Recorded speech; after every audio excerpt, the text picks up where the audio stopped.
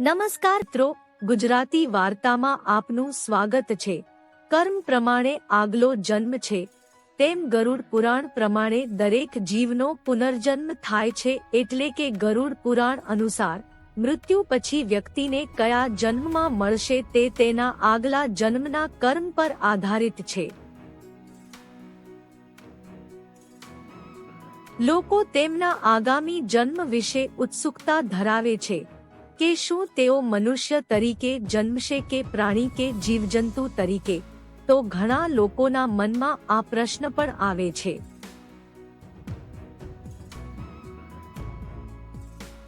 કે તે સ્ત્રી તરીકે જન્મશે કે કેમ। આ વાતનો ઉલ્લેખ હિન્દુ ધર્મમાં જોવા મળે છે કે જે પણ વ્યક્તિ જન્મે છે તે ચોક્કસ મૃત્યુ પામે છે। પરંતુ શું તમે જાણો છો કે ગરુડ પુરાણ હિન્દુ ધર્મના મહાન પુરાણોમાંથી એક છે।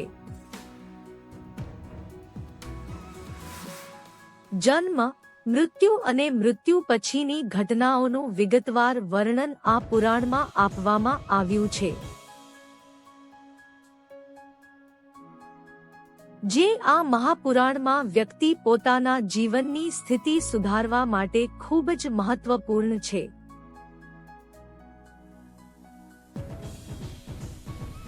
સનાતન ધર્મમાં વ્યક્તિના મૃત્યુ પછી ભગવાન વિષ્ણુ અને ગરુડ પક્ષી વચ્ચેની વાતચીતનું વર્ણન કરવામાં આવ્યું છે અને તે વ્યક્તિના ચરિત્ર વિશે પણ જણાવે છે। તમે જે ખરાબ કર્મ કરો છો તેને ગરુડ પુરાણમાં પાપ કહેવામાં આવે છે અને કઠોપનિષદમાં ઉલ્લેખ છે કે માણસ પૃથ્વી પર જે પણ પાપ કરે છે તેને બદલામાં તે બધા પાપોની સજા મળે છે। સારા કામો કરે તો સ્વર્ગમાં જાય, પણ ખરાબ કાર્યો માટે નરકમાં જવું પડે। આજે અમે તમને આ વિશે જણાવવા જઈ રહ્યા છીએ મિત્રો।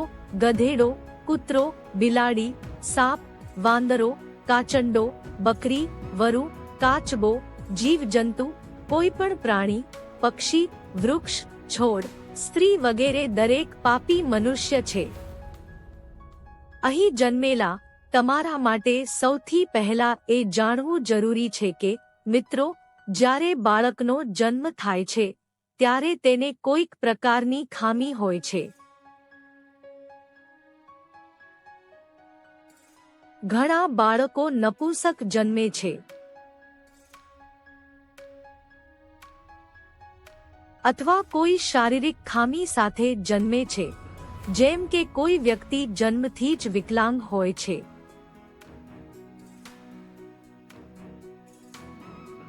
અથવા તે જન્મથી જ જોવામાં અસમર્થ હોય છે।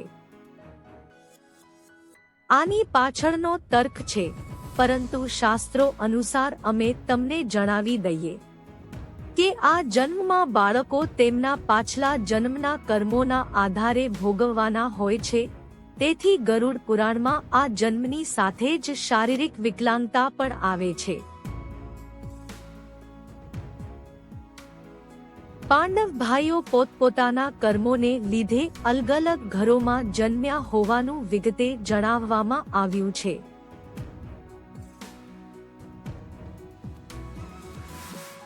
કે જ્યાં સુધી બાળક માતાના ગર્ભમાં રહે છે ત્યાં સુધી તેને તેના પૂર્વજન્મ વિશે બધું જ યાદ રહે છે। ભગવાનને પ્રાર્થના કરે છે કે તે આ જીવનમાં સારા કાર્યો કરે અને ભગવાનનું નામ જપતો રહે। બાળક માતાના ગર્ભમાંથી બહાર નીકળી જાય છે અને તેના મનમાંથી ભગવાનનું સ્મરણ ભૂંસી જાય છે। તેના મનમાંથી તેના પાછલા જીવનની યાદો ભૂંસાઈ જાય છે અને તે પ્રાણી ફરીથી દરેક વસ્તુના ભ્રમમાં એવી રીતે ફસાઈ જાય છે કે તેની પાસે ભગવાન માટે કોઈ સમય બાકી નથી। ચાલો આપણે તેના વિષય પર પાછા આવીએ મેળવો। આગળના જુદા જુદા જન્મો કાચબાનો જન્મ જે બાળકો તેમના માતા પિતાને દુઃખી કરે છે અથવા તેમના ભાઈ બહેનોને ત્રાસ આપે છે.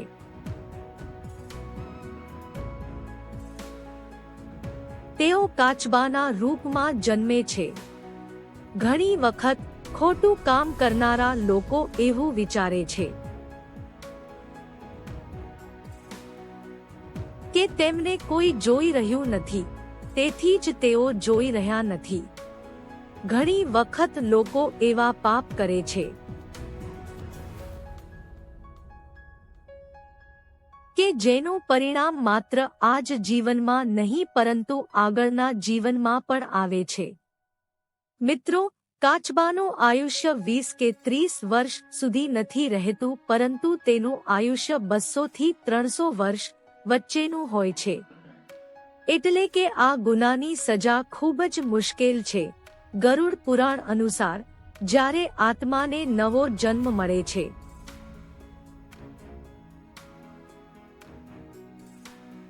કે પછી સ્ત્રી આત્માને શરીર પ્રમાણે વર્તનમાં મૂકીને કરવું પડે છે, તો જ આત્મા સત્કર્મો કરીને સાર્થક કે અર્થહીન બની શકે છે. મુક્તિનો માર્ગ અને ખરાબ કર્મો કરવાથી ભવિષ્યમાં તેની હાલત ખરાબ થઈ શકે છે. વાનરની યોનિનો અર્થ એ નથી કે આગળનો જન્મ પણ એ જ રૂપમાં થશે, કારણ કે આગળના જન્મમાં વ્યક્તિનું બધું જ કર્મના આધારે નક્કી થાય છે. જે પોતાના સ્વામીને વિશ્વાસુ બનીને પોતાના ગુરુનો ભરોસો તોડે છે, જેનું સામાન્ય આયુષ્ય 20 વર્ષનું હોય છે. મિત્રો, તેની પાછળનું કારણ ગરુડ પુરાણમાં જણાવવામાં આવ્યું છે. ખોવાઈ ગયેલા મનુષ્યની દરેક ક્રિયા વિશે લખાયેલું છે, જે માત્ર તેના પાપ કે પુણ્યને જ નિર્ધારિત કરતું નથી, પણ તે કર્યા પછી મળનારી સજા અને આગલા જન્મના ભાગ્ય વિશે પણ જણાવે છે. જે વ્યક્તિ પ્રાણીઓને લૂંટવામાં અને ત્રાસ આપવા માટે વ્યસ્ત રહે છે અને તે તેના પછીના જીવનમાં કસાઈના હાથે મૃત્યુ પામે છે. એટલે કે જો કોઈ વ્યક્તિ ભગવાનનું નામ લે છે,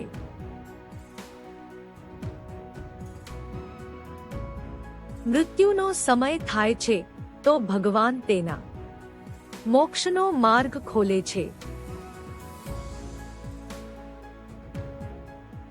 હવે અહીં આવે છે કર્મનો સિદ્ધાંત. ગરુડ પુરાણ પ્રમાણે જે વ્યક્તિ પોતાના સાચા મિત્રની પૂજા કરે છે,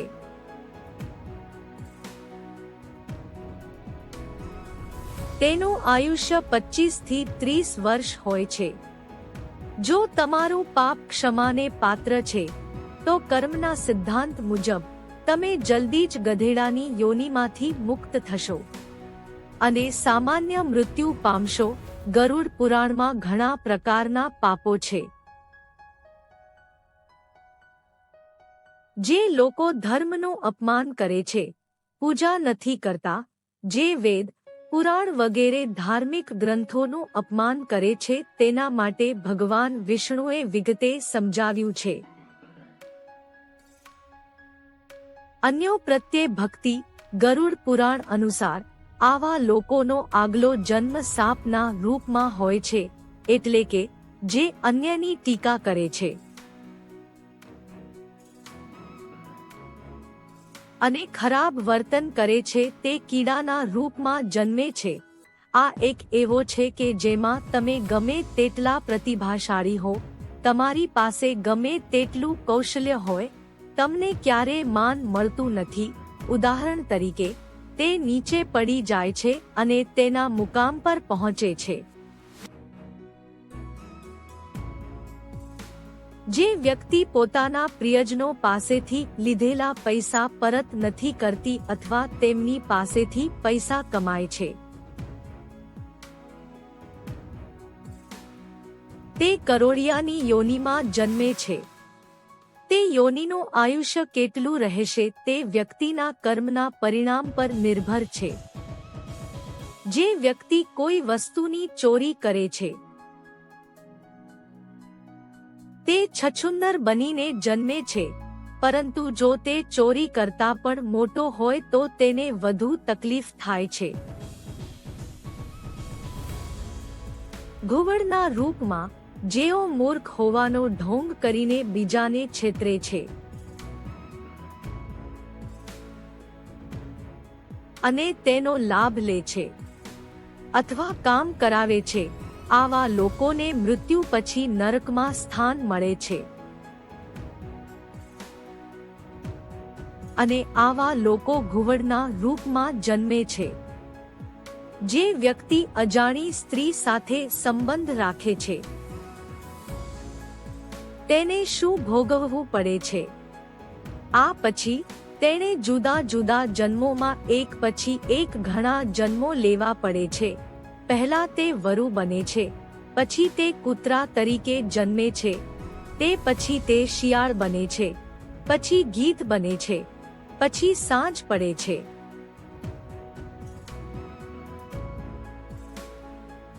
કાગડો અને છેવટે તે આ બધા જન્મોમાં બગલા બની જાય છે.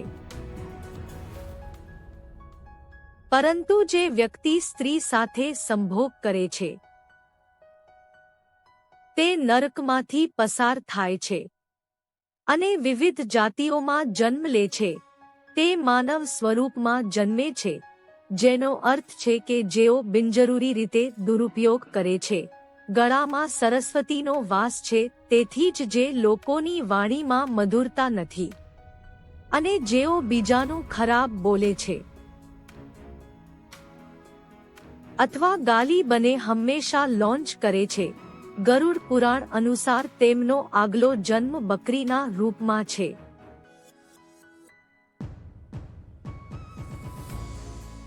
જે સ્ત્રીની હત્યા કરે છે, ગર્ભપાત કરે છે, સ્ત્રી અથવા ગાયને મારી નાખે છે, તે આગલા જન્મમાં કોબરા તરીકે જન્મ લે છે. જો કોઈ વ્યક્તિ મૃત્યુ સમયે ભગવાનનું નામ લે છે તો ભગવાન તે વ્યક્તિ માટે મોક્ષનો માર્ગ ખોલે છે. તેથી જ શાસ્ત્રોમાં મરતી વખતે રામનું નામ લેવાનું મહત્વ છે. ગરુડ પુરાણમાં કહેવામાં આવ્યું છે કે જે વ્યક્તિ પોતાના મોટા ભાઈનું અપમાન કરે છે અને સમાજની સામે તેને શરમાવે છે, તે વ્યક્તિ તેના આગલા જન્મમાં કૌન નામના પક્ષીના રૂપમાં જન્મ લે છે. 10 વર્ષ પછી જ તે માનવ સ્વરૂપ પ્રાપ્ત કરે છે. જે અન્યનું સારું વિચારે છે, ધર્મમાં વિશ્વાસ રાખે છે, પ્રાણીઓને પ્રેમ કરે છે, તેના માતા પિતાનો આદર કરે છે,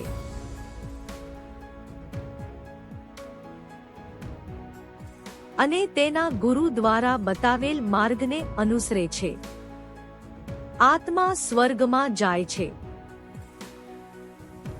અને માંસ ખાનારાઓને પોતાના માટે મોક્ષનો દરવાજો લે છે. આ કારણે અખાદ્ય વસ્તુઓ ખાનાર બ્રાહ્મણ, જલોદર, પેટમાં પાણી ભરવાનો રોગ, પેટ ફૂલવું, અન્યની પરવા કર્યા વિના મીઠાઈ ખાનાર વ્યક્તિ ગળા સંબંધિત રોગોથી પીડાય છે. જે લોકો અશુદ્ધ દાન કરે છે,